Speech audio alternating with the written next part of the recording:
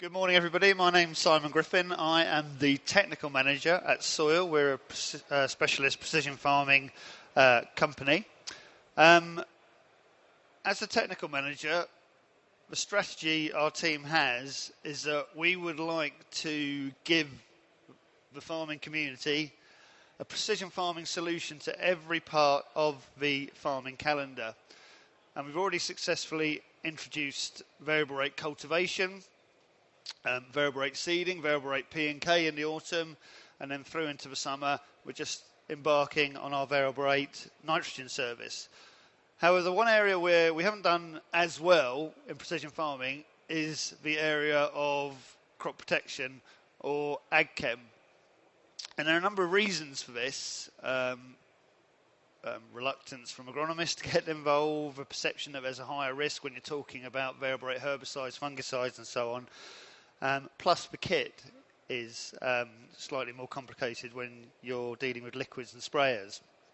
But this year I feel we've made the first breakthrough in terms of going down that route of variable rate ag chem, variable rate crop protection, and that is in the area of variable rate plant growth regulators.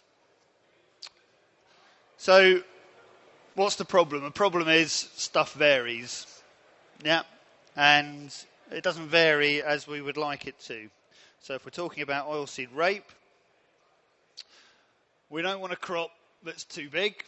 That's going to cause us problems. That's going to lodge. It's going to block out sunlight. It's going to shade pods. They're not going to fill properly. It's going to enhance the environment in terms of disease, and basically leads to lots of problems. So we don't want a canopy that's too big. And on the other end of the scale, we don't want a canopy that's too small. We don't want a crop that's too small. It's quite simply, it's not going to intercept enough sunlight, so it's not going to yield enough. It's not going to compete with weeds, and not a good thing either. So we don't want something that's too big, and we don't want something that's too small. And what we want to know is there a just right? Is there a just right area? Is there a sweet spot which we want to be going for? In terms of oilseed rape canopy size, research has shown that it will be in the region of about a green area index of 3.5. At that point, the canopy's intercepting all of the sunlight, yeah.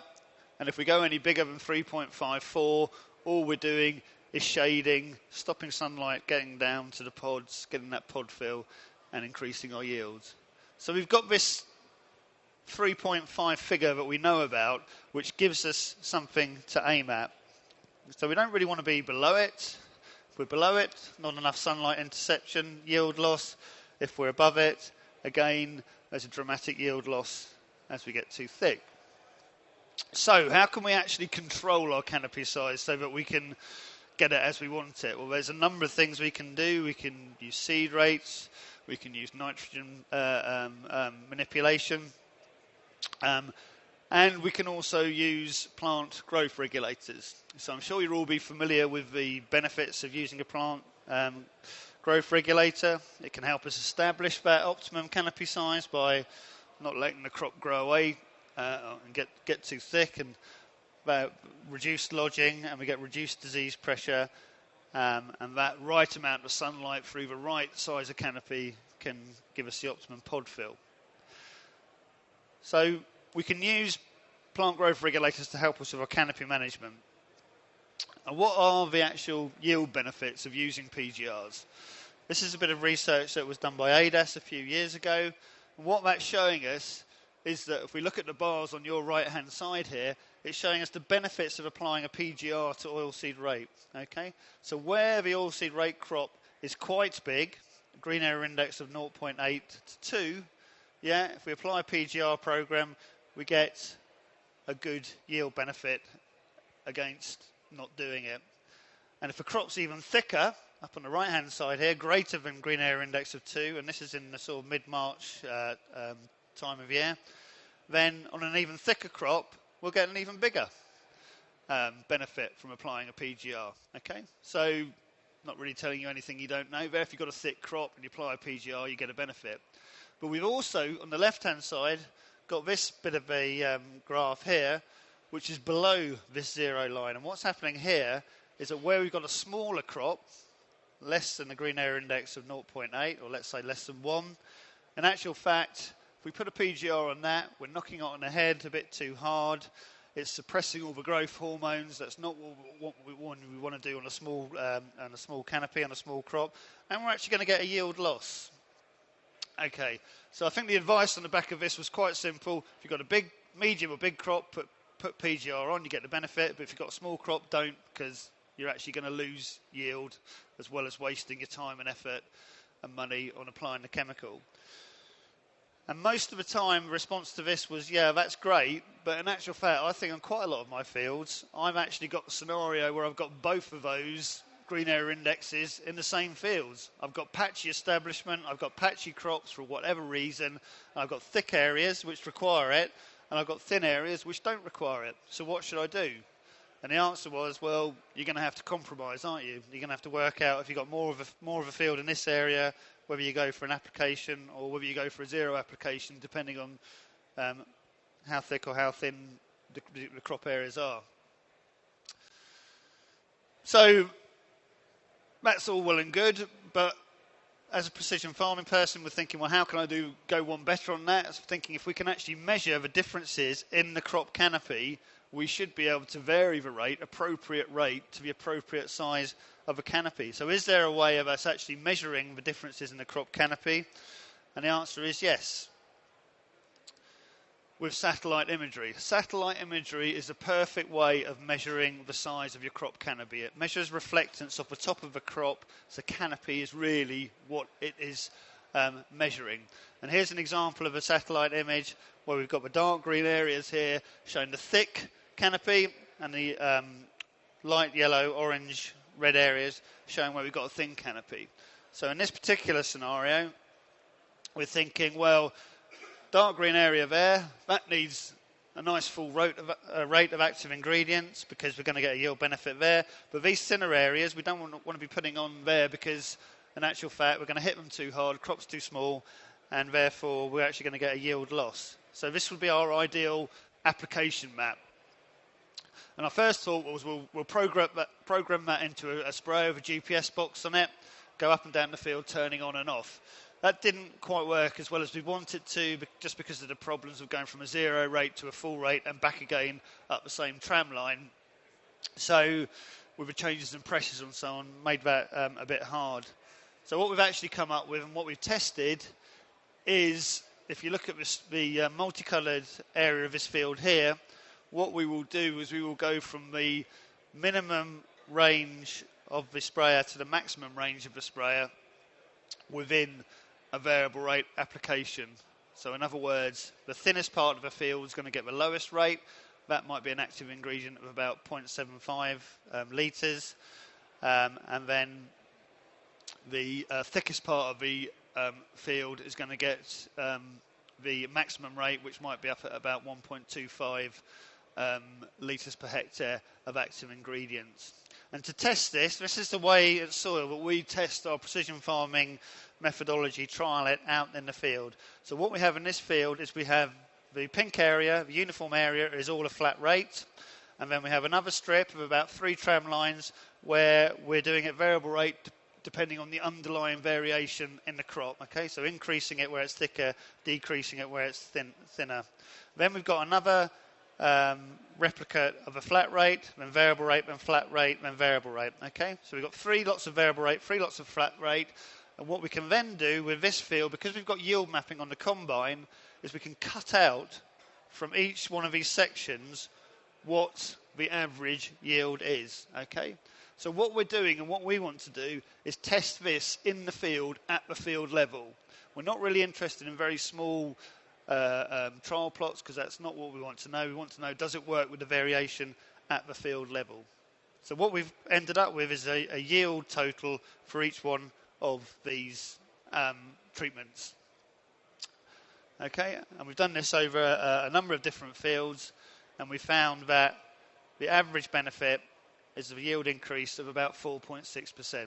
Okay, That doesn't surprise me in the slightest because I chose fields that varied in their green area index above and below the threshold that we saw as to whether we should or should not apply a PGR.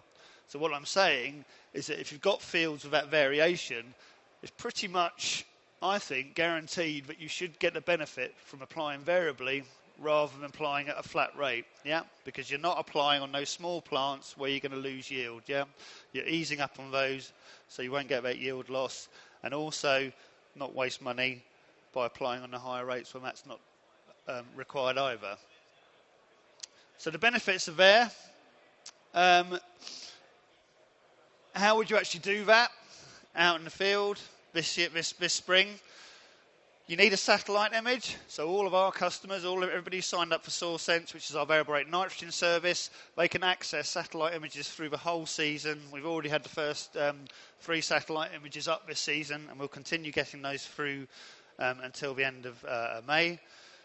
The satellite image shows you where your canopy varies. Once you've done that, you choose the PGR model. All you need to know for the PGR model is the rate of water that you're applying your active ingredients in. That will increase and decrease depending on whether you've got thicker or thinner areas. And when you're happy with the plan, you just export that either yourself or with the help of the office staff into an application file which can be read by a sprayer. And then you're just up and down, varying the rates of the application as you go along. This was done most of this was done last year using Carex, which is a straight PGR, and we're obviously got no issues there in terms of tax mixes and so on. So quite simple. It's a simple message. If your oilseed rate varies, you shouldn't be putting a flat rate of PGR on there. You should be varying it, and if you do, you'll get a yield benefit as a result of it. And it's an easy, if you've got a GPS system on your spray box, it's an easy system to implement. Thank you. I'll just hand you over to my colleague, Tom.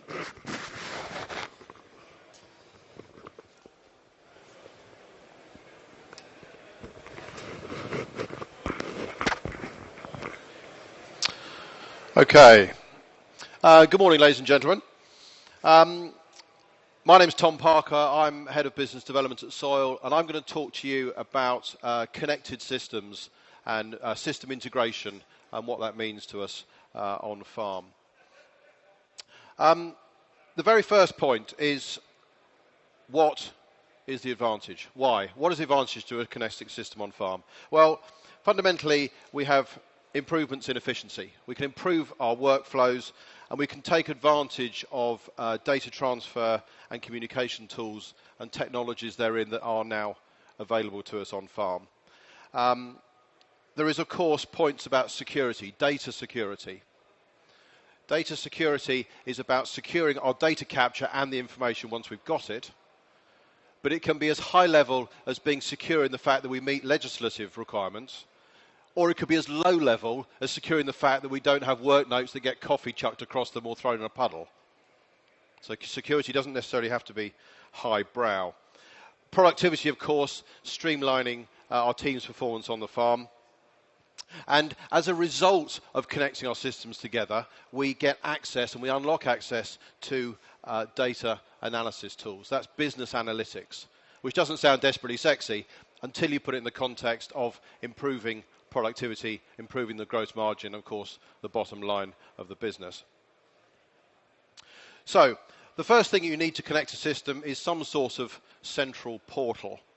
In our case, that is a product called MySOYL. MySOYL is a web-based product. Why is it web-based? Because it gives you easy, flexible access. And it allows you to access your information and manage that data proactively.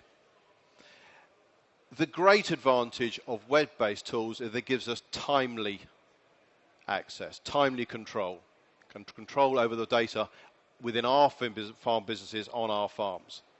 I could sit down with any one of you now and work out your P&K application plan for next autumn, given some cropping information. But I couldn't do that with seed, and I couldn't do that with nitrogen. The reason being that those two last points are season dependent. both in terms of seasonality, but also on almost on a daily and certainly on a weekly basis, whereas P&K management, for example, isn't. And what tools like MySoil do is they give you control over that in a timely way. This is an example of the sort of data that you would expect to see on a central management portal. This point here is about viewing data, viewing prescriptions, viewing information that has been collected. It is crucially important that a tool like MySoil is not a product per se. What it does is it supports offline products on the right-hand side there that any customer involved in precision farming could be using. So what online tools like MySoil do is they support those products, with the exception of data management and data analysis, because they are a spin-off of these particular ways of managing our information. These points here are products that are used on farm. Those are the headline services. MySoil sits behind that. So, at a very basic level, what sort of information can you be involved with on MySoil? Well, P&K data, the most very basic of precision farming collected data, soil nutrition.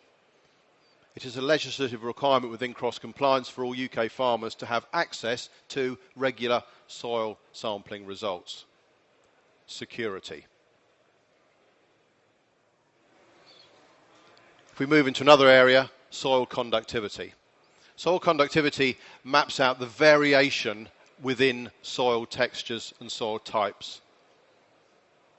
It is likely that more and more products available within precision farming will be based upon soil conductivity layers, because obviously it reflects what's going on the ground, crops grow in the ground, and so therefore there's a lot related to conductivity. That will therefore improve our productivity. But what is this map over here? This map is a map of variation. It's not a map of soil texture, it's not a map of soil type, and so a further ground truthing process needs to be gone through to produce a bona fide, an absolute soil type layer. And your soil type layer could affect everything from your variable seed rates right through to the way that you manage residual herbicides, for example, and a whole heap of things between the two. But a MySoil portal is the place where you would have control over that data. Crop establishment is the engine room of producing a variable seed rate. I'm going to touch on this very briefly because I'm going to use it as an example a little bit later on. So these figures on this map here are crop establishment figures. That is the percentage of seeds that we sow that will result in viable plants. So the higher the establishment, the lower the seed rate. And the lower the establishment, the higher the seed rate. And so therefore, having control over this particular layer in an example like MySoil gives us control over the plants that we are actually going to sow later in the season. And because we have easy access into these layers, we can control what we're going to do. That becomes crucial as we get into a drilling season, spring or autumn, of course, and as the season changes. And we'll touch on that a little bit in a minute. From that crop establishment layer, we produce a variable seed rate. This is a seed rate calculator. It doesn't matter that it's seed in this example. I'm using seed as an example. It could be P, it could be K, it could be magnesium for a kieserite application, or pH and lime, or even nitrogen. The principle of producing a variable rate application online. And so, as you can see on the right-hand side there is a seed rate map and a really straightforward way of producing a seed rate plan based upon an average seed rate or an absolute plant target population. These tools are designed to be straightforward to use. The reason being that you decide to do a seed plan for whatever, the first week of October, it then rains for 3 weeks, and your absolute plant target population would change as the season progresses, and you need an easy way to change that seed rate plan. And so systems like MySOYL, connecting our systems together, gives us the ability to go into a system like that, change the underlying agronomic factor, in this case a plant target population, and to reproduce a seed rate plan. And I think in this example, between this point and the field is about 3 or 4 mouse clicks from office to tractor, therefore giving us efficient ways of operating. All of those examples that I've used so far have been data layers that have come out of precision crop production products, P&K or seed or nitrogen or so on. As we start to look at yield data, that's the first time that data is actually coming back the other way. That's coming from you into a central portal. MySOYL has the ability to accept all yield data. Doesn't matter on the colour of the combine. It doesn't get uploaded directly from you to MySOYL. It goes via our data department. The reason being is that yield data is notoriously dirty. When any one of you jumps into a combine in the middle of July, you are not going out yield mapping. You're going out combining, and yield mapping as a byproduct of that operation. It's surprising how many yield maps end up in our office, ostensibly for oilseed rape, with yields of 7, 8, 9, 10, 11, 12 tonnes per hectare. Outliers need to be cleansed out. That information needs to be cleaned and put into some sort of central management tool like MySOYL. But yield data only gives us a snapshot of performance of a field in that particular year. It becomes more useful when we start to produce things like performance maps. An example of unlocking some business analytics, some data analysis that these sorts of systems allow us to actually do. So, this is a map of performance. You can produce these online, and it gives you the ability to include the years that are relevant on your particular farm. 2012, for example, was an appalling year on some farms. On other farms, it was a perfectly normal year. The latter farm would include that layer in their data analysis, but the former probably wouldn't. And there'll be different examples of that over the years that you don't want to include within your analysis. And what this performance map does is it puts together yield maps in a temporal way. It's telling us how this particular field has performed over time. So the red area in the middle there is an area that is consistently below average. More often than not, that area is not performing. The green area to the right, however, is an area that is consistently performing. That's consistently above average. So the green area is contributing to our gross margin consistently. The red area isn't. What these tools do not necessarily do is they don't tell us the answers. They won't take us away from traditional boot and spade farming, but what they will do is they will tell us areas that we should be investigating to see why that part of a field is performing in such a way or isn't performing in such a way. Or they challenge the way that we're actually managing them. So it's absolutely fine that this part of a field here might only be consistently averaging to 6 tonnes a hectare, but don't go and fertilise it for 12, as an example.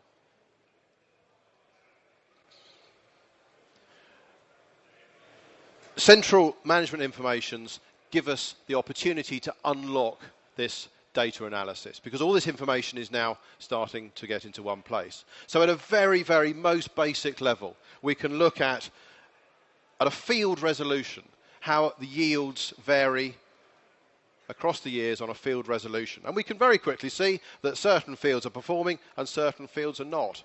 Not giving us any answers, but is pointing where we could be looking. If we start to put other factors into the system, here pH and yield, two really straightforward factors. Is there a correlation between pH and yield on a field basis across this particular farm? I'm not going to say yes, it does. It appears that there is a relationship between those two things. Therefore, what can we do about it? We might want to put other factors into here again, another simple factors, pK and GPH. Is there a relationship between those and yield being the margin driver that we're chasing? Well, in some cases there is, in some cases there isn't. Or in some cases there appears to be. And that gives us the opportunity to delve into that information more deeply. So if we then improve the scale, this is only on a field basis, but we could be looking at a hectare level, or we could be going right down to a 6-metre region level, depending on what we're trying to do. We can see if there truly is a relationship between them. So when we look at every hectare across this particular farm, we can see there appears to be a correlation between pH and yield. Therefore, is there something we should be looking at in our liming policy? For example, are we relying on materials that have a neutralising value and maybe it's not working quite as well as we thought we might be? And what these tools do is they open up all of these questions within our farm business. However, it's also just as important to discover where there isn't a relationship. And so therefore, again in this particular example, looking at phosphate and yield, it appears that across this data set there isn't much of a correlation between those two things. And so you can see that we can unlock some of these challenging questions looking at our farm businesses to improve the way that we actually look at things. So far, we've only looked at the business admin end of data management. That's this piece down here. But farming, of course, is about practical implementation. That's this piece up here. It's about farming. It's about getting out in the field and actually growing crops. So the reason I explained about the seed rate calculator and the ability to manage information is looking at this one field here, which has got crop establishment figures upon it. Those are produced as part of the SOYL seed variable seed rate product. But you as a farmer, if there are areas that you have discovered which are not performing as expected, remembering particularly that plant management is an iterative process, and every year we get a better idea of how our plants perform by recording what they're doing. There might be an area down here where the crop is not performing as you expected. Therefore, that establishment figure is too high. Conversely, there's a part of a field here where the crop is actually, the plant populations are actually about too high. It's a bit too thick. And so therefore, that establishment figure is too low. And so what an online tool like MySOYL allows you to do is for you as a grower to go in and actually edit that information, both in terms of the values that are in here, but also in terms of the geometry of those particular shapes as well, giving you proactive control over what you're doing. You are managing your plant populations. And it gives you the ability to build up lots of different establishment layers for producing a variable seed rate map. Where would you use those? You might use different data layers, different control layers for different crops, for different varieties, maybe for different years, a wet season versus a dry season, or certainly for different times of the year, for spring drilling versus autumn drilling. Spring drilling, you would have a tighter range of variation than you would necessarily in the autumn, for example. But the point being is that you have control over what you're actually doing. Then, when you've decided what you want to actually produce using that layer or one of the others, you can then produce that seed rate plan. Once you've produced that plan, and again, it doesn't have to be seed, it could be P&K or nitrogen or one of the other layers, you'll all be familiar with the process of producing a variable rate application file. This point here, this recommendation point, is often an iterative process. One goes back and forth, and then when that's finally happy to be signed off, for whatever reason, that then gets published into a machine file, which ends up going into your implement to actually control what you're doing. But what a system like MySOYL allows you to do is to manage those particular layers. Now, I apologise for this. I've split the screen so that we can read it, and it's not desperately good quality either. But you can see here there's only one field, which is the one we were just looking at. But in a real environment, you will be able to see all of the different tasks and plans that you have to actually carry out. That is what is going to be done on Monday morning in a practical context. You can see that data. And then what you do with that data is then you publish it out to something in the field which can carry out that application. And iSoil is the thing that you can use in your machines to actually control. So what does iSoil look like? Well, iSoil, the first thing you do is using an iSoil app is to set up a profile. A profile could be for a particular machine, a sprayer, a spreader, a drill. It could be for a particular person, for Tom, Dave and Harry, or it could just be by tractor, green, red, yellow, whatever. And you have the flexibility to do that. In this case, I've done one for me, Tom, Vardastat, KRM, and a generic FERT spreader. But you have that flexibility to manage how you're using that information in the field. You then have the opportunity to see what sort of available downloads is there at any one time. So we can see there's that seed field that we've been looking at, and then you can download that data onto your iSoil app, either in the office over a Wi-Fi or out in the field over a GSM, a mobile phone connection. More and more of you are operating in a multi-business way.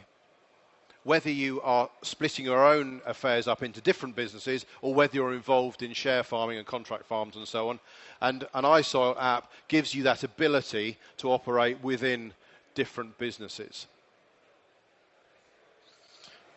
Once you actually get into the field, practically speaking, you can see at any time the rate that needs to be, in this case, drilled, but it could be spread or sprayed in the field. On the right-hand side, we've got this information that we produced in the MySoil app over here. The product is the seed, tells us how much we need, tells us if we've got a connection and which field we're in. Something simple like the product is crucially important actually in the field. Unfortunately, too many TSP plans have ended up being spread with MOP when you actually get into the field, which, as you can imagine, is less than ideal. We can see the rate that should actually be applied in the bottom right-hand corner there. We can also adjust the rate manually up and down as we're carrying out our application. If I flick into a demonstration field here, you can see the location of the tractor in the bottom right-hand side there in a zone, and this particular field has got a control strip running through the middle, but as I drive down the field, you'll see the rate change on the right-hand side there as I move through different areas. I also have the ability to collect information while I'm doing it, dropping points of interest. These are user-defined to your farm. These can be edited. So those of you that don't have grass weeds, you can get rid of number one and put something else. And you can use this for recording generic checks, recording anything that is of interest to you, or just something as a simple memory jogger, like clear up a tree branch, or something else that happens along the way. So we're collecting information here, and that'll get sent back into our management portals. Crucially, when we finish, we complete what we've actually done. So we started off producing a seed rate plan based upon a target plant population that we decided we wanted to achieve. We've got that establishment layer which drives it, so therefore we've decided what we actually want to do. At this point, we're recording what we've actually done. And so we should have drilled 5 tons here. Let's say we've actually drilled 4.5. And as soon as we hit done, that sends that application file back into our central management portal, system, being MySoil. So again, sorry for the split screen. You can see a list of jobs that we've actually completed, and here's the seed rate file that we actually drilled, and over here is the amount that was actually applied. So we decided what we wanted to do, we transferred the information out to the field, we did it, and then we sent that information back again, back into our farm office.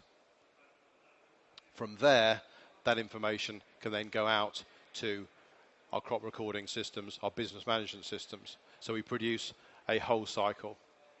And very soon with MySoil, you will be in the case where you'll be in the tractor, and when you hit finished, and the next thing you know is that that file will show up as a completed job within your gatekeeper, for example.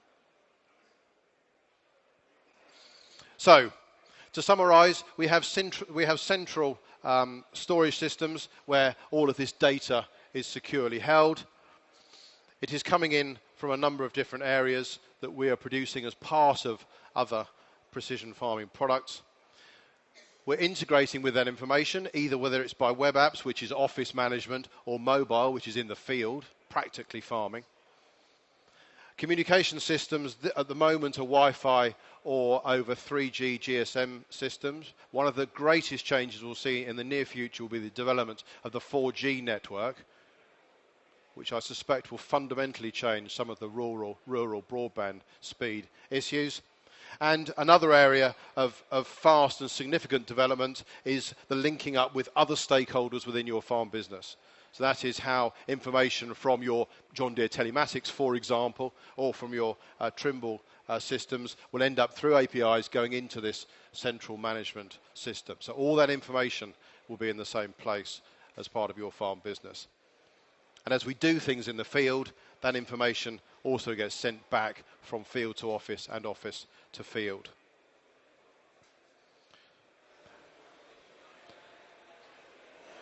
What does it look like in terms of your farm business? Well, you have tools in the field to help you practically farm. You have tools in the office that help you administer your farming business. And those systems tie all of these people together. Thank you very much indeed for your time.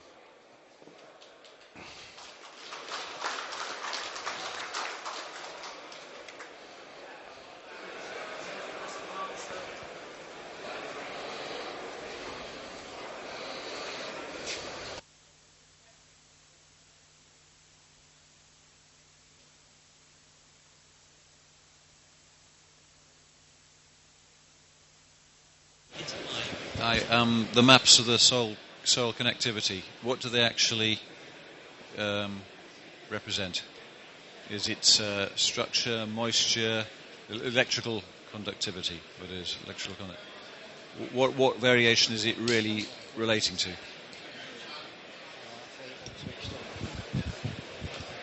Okay, so sorry, if those of you couldn't hear, that question was what does a SOYL conductivity map actually represent? Conductivity will show up the likely variation in soil texture, which is related to the particle size of the soil. So at one extreme we've got a clay soil, which has got a small particle size, an increased ability of holding water, low air content. That would conduct electricity well. And right at the other extreme will be a sandy soil, which would have a big particle size, more air, less water, and that would conduct electricity poorly. And all the other soils that we operate in are between those two extremes. What a conductivity map does, however, is it only maps the relative differences. So when you look at a conductivity map, you cannot tell whether that soil variation is down at the sandy end of that scale, or at the clay end of that scale, or indeed between the both of them. And so therefore what you need to do is to go out into the field and ground truth it to understand what that variation is actually showing within the context of your farm.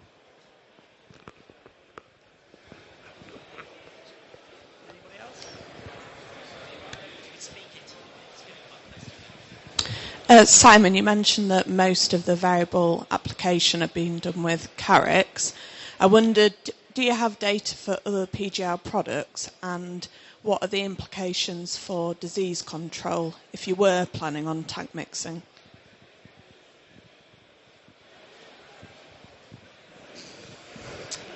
Yeah, so as you probably guessed, the reason we use Carex was because it's a straight plant growth regulator, whereas something like, for example, Caramba is that a fungicide which just happens to have a PGR, or are people using it as an actual PGR? And at the moment, to be honest, people are wary, if they're using something as a fungicide, of varying the rate. But I think that's a general question about why are we scared of varying the rates of our fungicides. And I think we need to find a way of persuading people that you should be no more scared of that than you are of varying your P and K, as long as there's something behind it. The other aspect, which worked well with Carex as well, but it could work with a fungicide PGR as well, is the tank mix, in that doing variable rate PGRs work just as well on wheat, and we have people who do it. The reason we have more people doing it on OSR is because they're more likely to go on without a tank mix, so therefore we don't have this issue of varying everything. Until we get more direct injection systems, I'm not really sure how we're going to overcome that, unless we have complementary type of products which you can increase and decrease in the same in the same way. So a straight PGR is a perfect fit, but I think that fungicides with PGRs, I think we should be less scared of varying those as well.